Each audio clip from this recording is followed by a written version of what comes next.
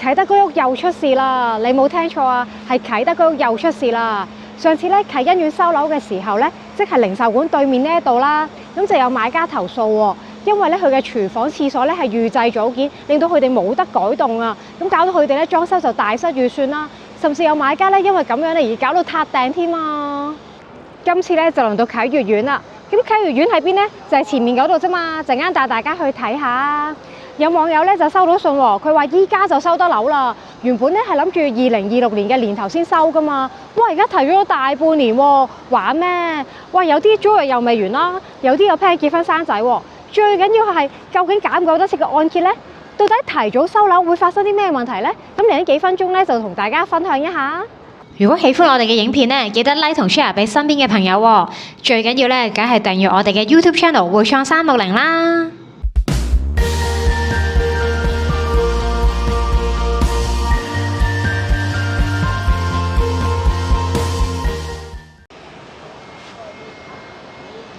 而家咧我就喺啟德零售館啦，咁同大家行去啟悅苑睇下邊啦。唔識路揾唔到，唔使驚喎。之前咧都有啲 KOL 講過啦，啟德最多嘅咧就係指示牌啦。沿住指示一直向前行，經過零售館3、體藝館、青年運動場，好快就到啟悅苑範圍㗎啦。啟德站行過去咧係有啲遠㗎，但係咧宋皇臺站咧就好近咯。哇！開心大發現啊！呢度就宋皇臺站啦，啟悅苑到底喺邊呢？我同大家睇下。哇！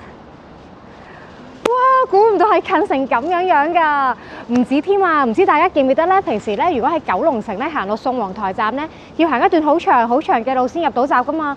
但係呢個出口就唔同啦，一落去就已經入到閘啦，真係超方便啊！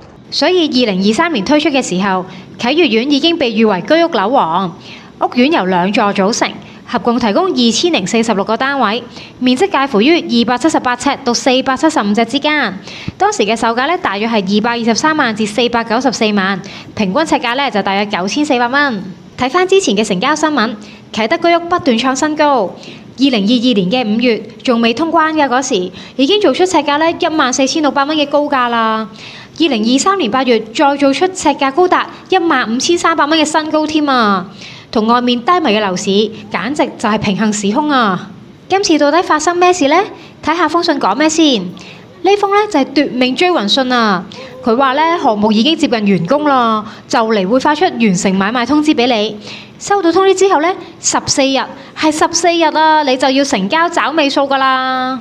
我哋再睇翻房委會嘅網站資料啊，上面呢好清楚咁樣寫住，關鍵日期係2026年嘅1月31日。發信日期係2025年嘅2月17日，哇，做咗成年喎，玩咩？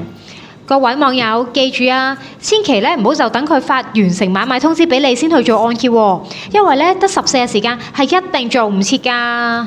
講翻正題啊，提咗咁多收樓，有咩伏位要注意呢？第一，提咗咁多收樓，質量會唔會差咗好多嘅呢？參考翻之前啟欣苑事件啦，有買家話咧，居屋間隔過時又唔實用喎，諗住揾裝修師傅改動下啦。點知收樓之後咧，先被通知原來咧廚房、廁所咧都係預製組件嚟㗎，就係咁嘅樣，冇得改動㗎，令到佢哋大失預算，甚至咧有買家因為咁樣而撻訂添啊！呢幾年咧樓價持續下跌啦，私樓居屋都越賣越平，一分錢一分貨，平咗咁多，唔通做俾靚嘢你咩？房屋局局長何永賢都話啦，要節省成本，將來會有超過50%嘅項目都會採用組裝合成法，積木屋啊，唔怪得咁早收樓啦。另外提早咁多，會唔會壓縮咗工程呢？原本3年嘅工程2年就搞掂，政府係咪真係咁有效率啊？居屋嘅質素本來已經同私樓咧都有段距離㗎啦，而家咧要節省成本趕交貨，組裝合成，到底掂唔掂㗎？第日收樓啊、驗樓啊，真係要金睛火眼咁 check 清楚先得啦。係有啲瑕疵，但係咧呢度係啟德喎，咁近地鐵站，咁近零售館，又咁近體育園。第二區我唔敢講啊，呢度咧將來肯定就係居屋王啦。第二，提咗咁多收樓，咪打亂晒成個人生規劃咯。如果你本身係公屋住戶，用綠表申請都仲好啲。但係咧，如果你好似網友阿娜咁，本身租開地方住嘅，死約期都未過，根本就唔可以搬，弊啦，呢邊又要交租，嗰邊又要供樓，兩邊使費喎，點捱啊？有一次阿娜嘅朋友咁話咋，原本咧就諗住2026年先搬嘅，諗住年底先攞價，到時先開始揾裝修。突然話收樓攞大價都攞唔切啦，揾裝修師傅個個都話好爆啊，冇時間啊，弊啦弊啦，唔通自己鋪地自己又有咩？哪吒都搞唔掂啦今次。如果第日收樓，你需要穩陣可靠嘅裝修師傅，我哋團隊都有用開嘅，可以介紹俾你。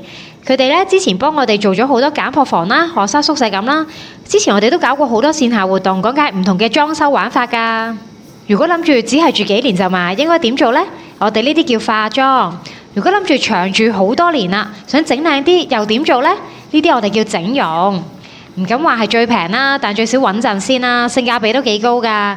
有需要就揾我哋啦，資訊欄下面都會有我嘅聯絡㗎啦。第三，提早咁多收樓，會唔會做唔切按揭㗎？最多人關心嘅問題呢，突然話收樓未做按揭喎，做唔做得切㗎？我想做90%按揭喎。咁佢話咧，發出完成買賣通知後咧，14日就要俾尾數啦。哇，咁實做唔切啦，要預鬆啲啊！講真啦，唔知佢幾時會發呢個通知俾你噶嘛？你可以咧問下你嘅律師啦，或者去房署嗰度問下，叫佢幫你收下風。最緊要嘅咧，當然就係快手申請啦，唔好拖啦。我相熟嘅按揭中介收到風，因為呢期咧比較多新樓入伙啊，好多人同 quota 都好爆，好塞車。好在居屋按揭審批咧都比較寬鬆，應該趕得切嘅。如果真係趕唔切咧，係可以申請延期嘅，不過利息就會好貴啦，都係盡快申請好啲。另外，亦有啲之前買咗居屋嘅朋友問，未補地價居屋可唔可以轉名、甩名、轉按、加按等等問題？我都問過相熟嘅按揭中介，唔係唔得嘅，不過咧手續就繁複啲啦，要同房署嗰邊申請，佢哋都可以幫到手㗎。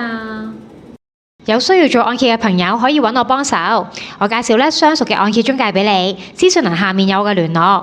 冇幾耐之前，我哋先同相熟嘅按揭中介搞咗個實體講座，分享新樓估價不足點做，分享申請出租又點做等等，好受歡迎啊！有興趣下次你都嚟參加啦。有需要咧就喺下面資訊欄揾我啦。今次講到呢度先，拜拜。